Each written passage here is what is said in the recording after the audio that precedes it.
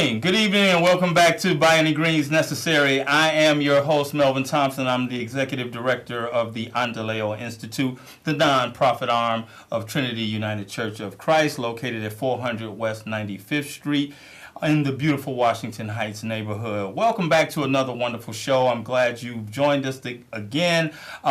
Today, there's so many things going on. We've got our first repeat guest back, and it's nobody better than Mr. Emile Camby to my right. We're going to get to him in just a second, but a lot of stuff going on at Endeleo. We have packed our bags. We are no longer at our location at 1947 West 95th Street in Beverly. We'll tell you more about that, but, moves are always stressful and emotional, exciting. I'm a little scared. There's just a lot of stuff going on, but I'm excited about the future, and I'm going to tell you about where we're going to land. It's very cutting edge, but the one thing I wanted to tell you, and my market manager wanted to tell you about this wonderful farmers market with African-American farmers from Pembroke, Illinois, that goes on every Saturday morning from 8 a.m. to 1 p.m. The message Deacon Rose gave me this week is to make sure, Melvin, that you tell all folks that have eligibility for Link to come in and take advantage of our Link Up double value coupons, because for every dollar you spend, you receive $1 back in food, and I think that goes up to about $40. So please, if you know anyone that is eligible, it is free food and free money, literally. So we want to exhaust that supply to make sure that everyone gets an opportunity to get the kind of food that is nurturing to our bodies and is preventative in our health. So make sure you do that, and I'll mention it again. This is a live call-in show. Please give us a call with your question or comment at 312-738-1060. That's 312-738-1060. This brother to my right is a great friend, first and foremost, and we're just joined at the hip. I'm going to change this show. I've been joking about changing the show's name to the Last Minute Show. That's what it's going to be next season. It's going to be the Last Minute Show, because I literally, shot him a text today and said, "Can you be on my show? I forgot to put somebody on." So he was gracious enough to come down from his brand new digs at Blue Lacuna, and he's going to talk about that. But welcome to the show, Emile. Yeah, thanks for having me. Thanks, man. Yeah, this is exciting, and it really dovetails with what is going on with us at Endeleo and our move, and just trying to find a new space to land and collaborate, because we're in what they call the sharing economy, right? So we've got Uber, we're sharing rides, we're sharing rooms with Airbnb and commercial kitchens and workspaces, and that's what I wanted to talk to you about today. Tell me about, first of all, tell folks what Blue 1647, for maybe the three of you out there that don't know, tell us what's all about. Okay. Well, Blue 1647 is a network of technology and entrepreneurship centers. We're all about bringing community economic development into the 21st century. And the first step to do that is to have intentional space. So what we've done is created a shared co-working space in which people can collaborate, build, make, create. But the great benefit to this is you have a lot of different businesses, a lot of great people who are doing amazing things in their communities, starting app companies, building technology businesses, and doing a lot of amazing things in between. But it makes it powerful, right? When people come together and build great things. And the second step that makes it powerful is great events and workshops and other things that really inspire the community to take things to the next level. So we've done everything from your Bitcoin conversations to anything about technology innovation, and make sure that everyone is, can have the resources they need to be able to make informed decisions on how to make their enterprises better. And that's what we do.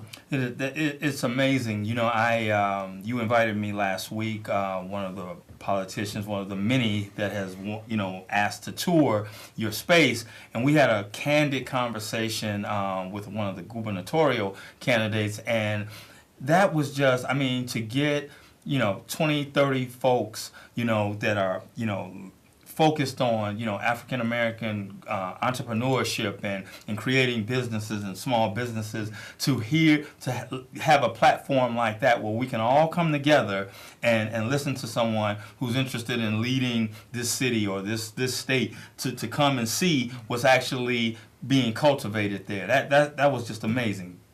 Yeah, I mean, it's just, I think the benefit of having a space is they get access to an opportunity to see so many great people, and they benefited more than we did, yeah, for that matter. Because exactly. Once again, you want to get the word out about the things that you're working on, but at the end of the day, what's in it for us? What's in it for our communities? Absolutely. And we have to make sure we push them to Absolutely. know that people are looking out and watching to see exactly how you're going to improve lives and make the world a better place for the next 4 years if you're chosen to lead the state. And I have to tell you, if you've not been there, so talk a little bit about your grand opening, and how many folks and what you're doing in this new space. Yeah, so the new space really is just a necessary opportunity for us, because when we first started out at 1647 South Blue Island in the Pilsen community, we had one conference room, one classroom, and a large open space. And we had so many programs that were running at the same time, so much demand for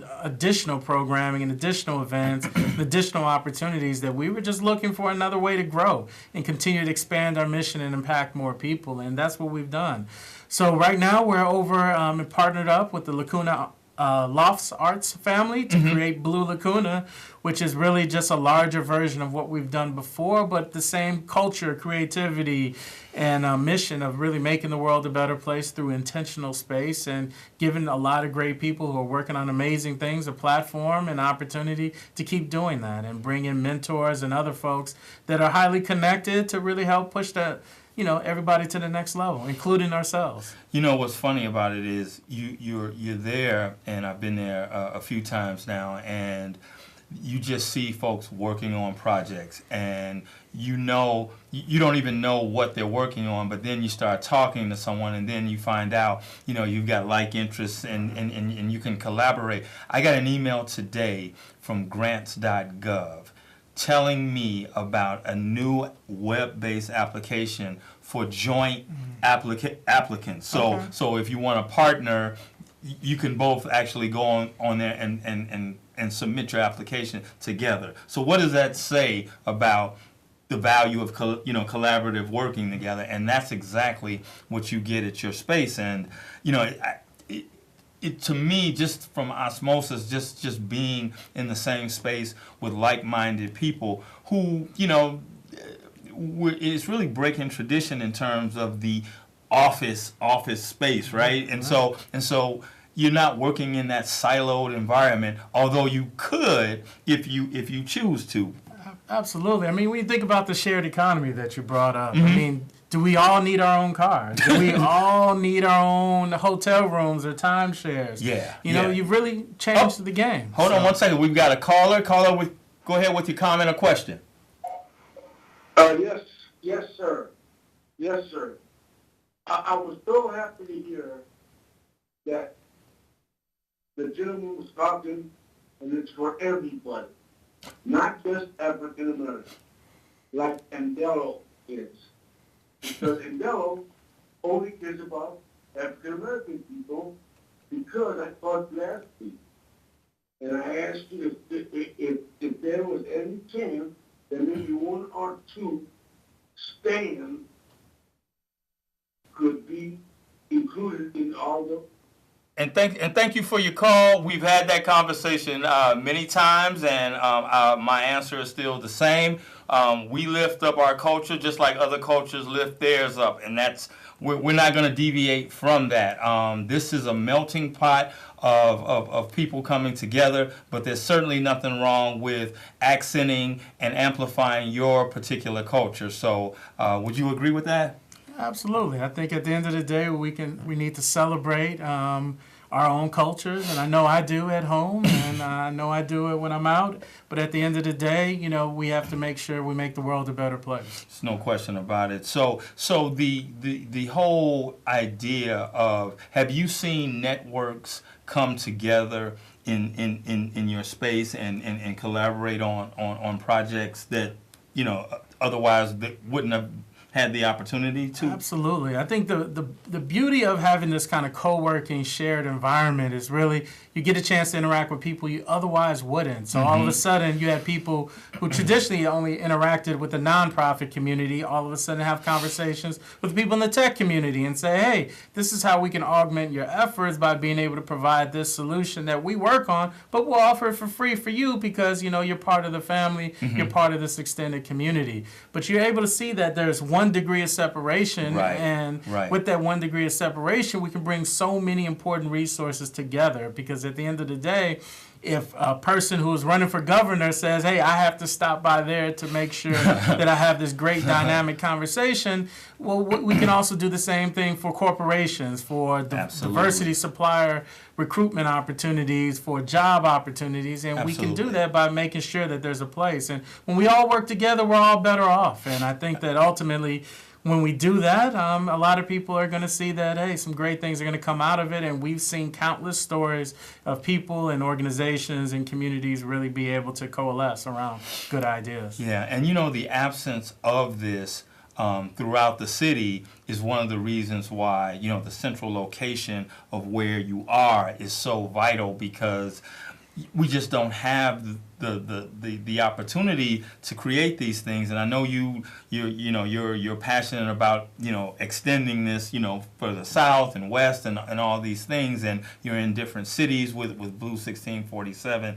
What do you see an appetite for this kind of co-working space in other places? I mean, absolutely. The great thing about once you show a little bit of success is other people want a little bit too. And I think really it's because of the mission of bringing people together around making the world a better place. And when that's at the forefront versus commerce, then I think you see a lot of people start to see, how can we bring that same spirit of entrepreneurship or intellectual curiosity, to our communities. And we want to do that because, I say it all the time, I want to live in a world where people who want to work and people who want to learn can learn. And when we can create an environment where that's possible, or, something that we can really reach towards, I think that we're ultimately doing something that needs to be done. Yeah, and I think for nonprofits like Endeleo and others, it's so hard to survive, right? It's so hard to sustain yourself.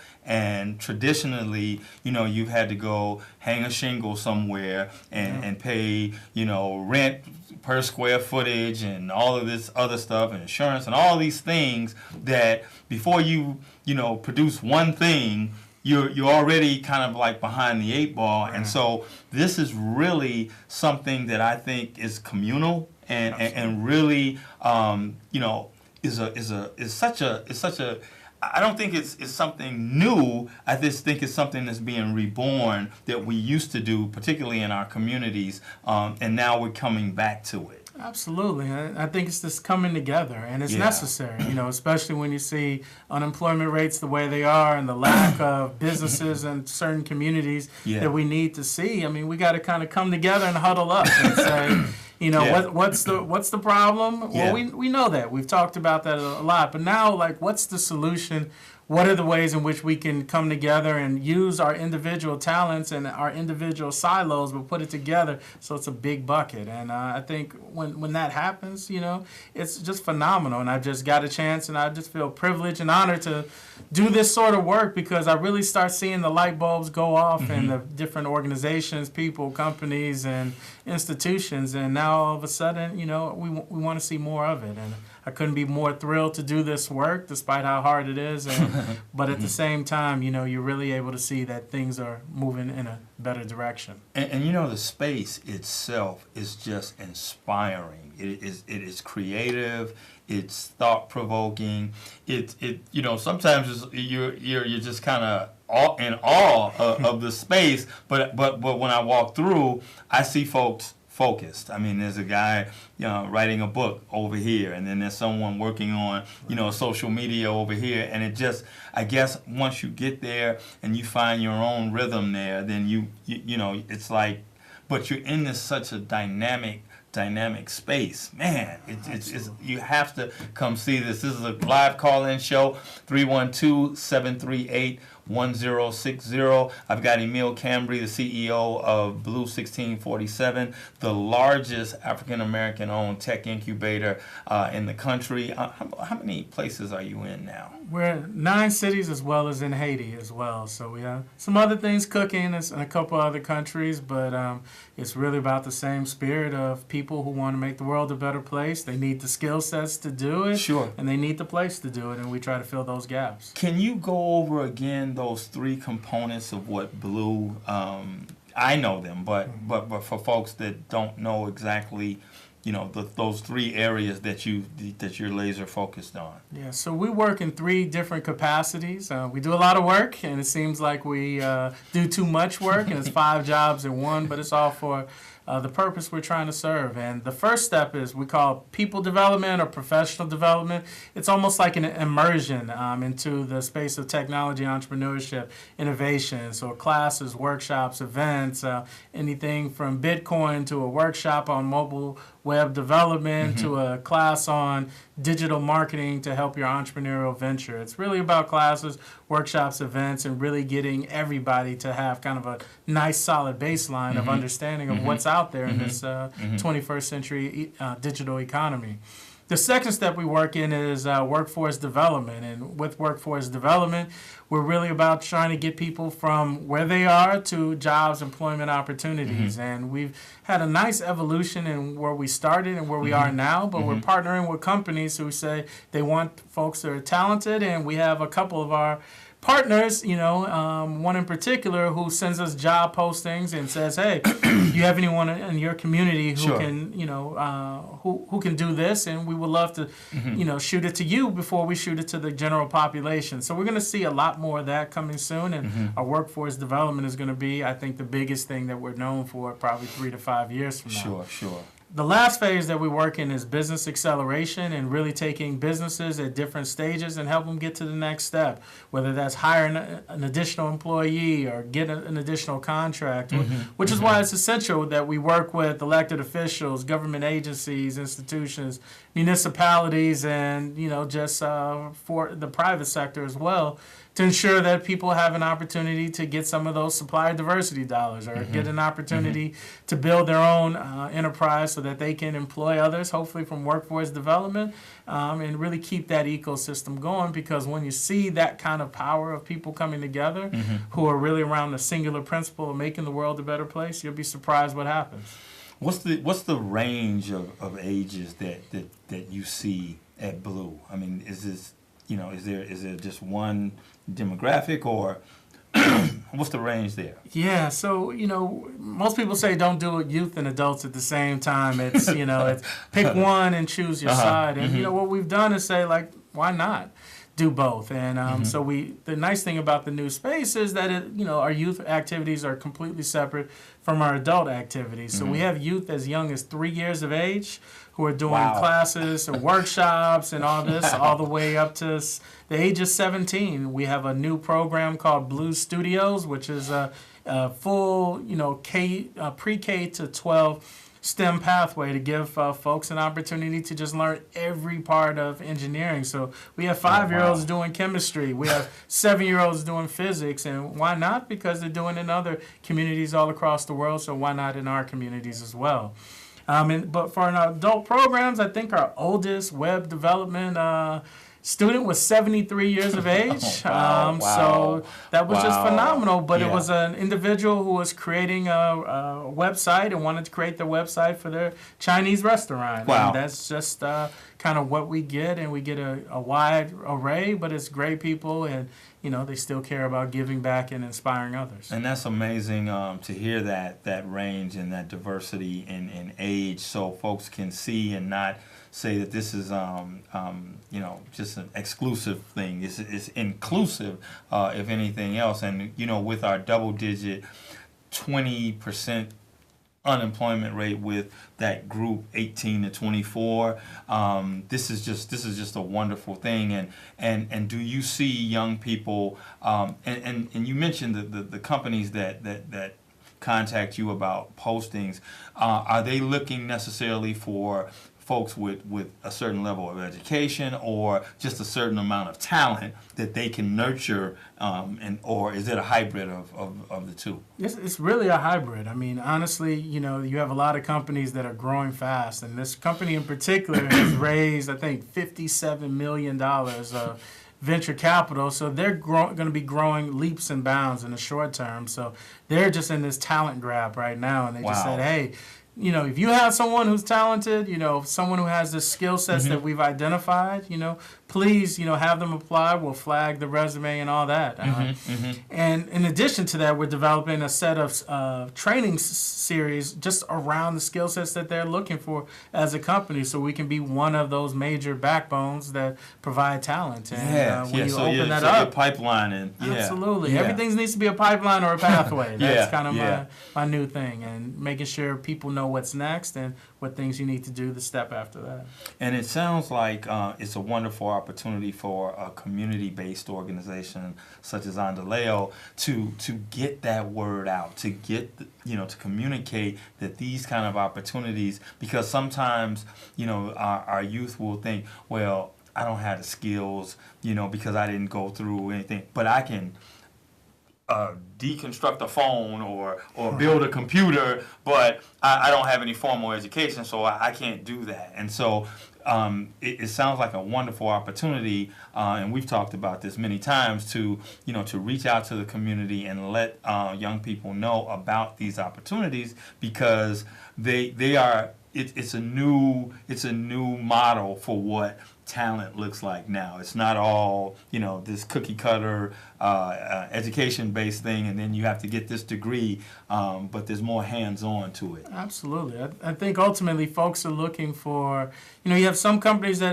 are very rigid on what the requirements are, but you see more and more companies being a little bit more flexible and say, hey, if you can do the job and you can do this job better than this other applicant, I'm going to take whoever has that required skill set. And I think part of that is going to come through our traditional educational systems, and some are going to come through alternative educational systems, and some of them are going to come through places like ours that are partnered with great organizations like Endeleo to really get the word out, because ultimately there shouldn't be an excuse to anyone to say that, hey, they didn't hear about a program that was designed for them specifically to be able to get to the next level. And if you want to learn, you should be able to learn, and that's our job, is to create more pathways and easier pathways so you can feel included in the opportunity to be able to learn and get better. There was an East Coast politician at your place a year or so ago, and he said he had a web developer, a kid making six figures. And he was like, he was the best that I had. I mean, and so that's just a perfect example of what you're talking about. And I love it that now that, the rule is there are no rules, and that you can succeed. In the last couple of minutes, I wanted to talk about what you and I have been talking about in terms of community health, and how we can use technology to produce apps that help farmers markets, get the word out about nutrition education. Talk about that just in the next minute or so that we have. Yeah, I mean, I think we have a unique opportunity to improve our communities through multiple ways. Education is one pillar. Health is another pillar that really hasn't been explored. You take a look at some other places throughout the city of Chicago, specifically the more affluent areas, they have a very concentrated effort of using technology to improve health outcomes for their base of folks that they serve. And we need to be doing the same thing because they're doing it downtown. So I think ultimately when you take a look at what traditionally has been the challenges in providing health care for various communities that have been marginalized, some of those challenges are just around getting the number of folks involved in the process to be able to provide the data that's necessary so we can really find out the best and most effective ways to treat people and treat communities, and making sure that, once again, we're productive citizens to be able to, live up to maximize our human potential. And listen, we could go on, and I just want to thank Emile Camby for coming out, and we're going to do great work together. Come to the farmers market market next Saturday. Bring anyone that qualifies for link and enjoy. We'll see you next week. Thank you so much.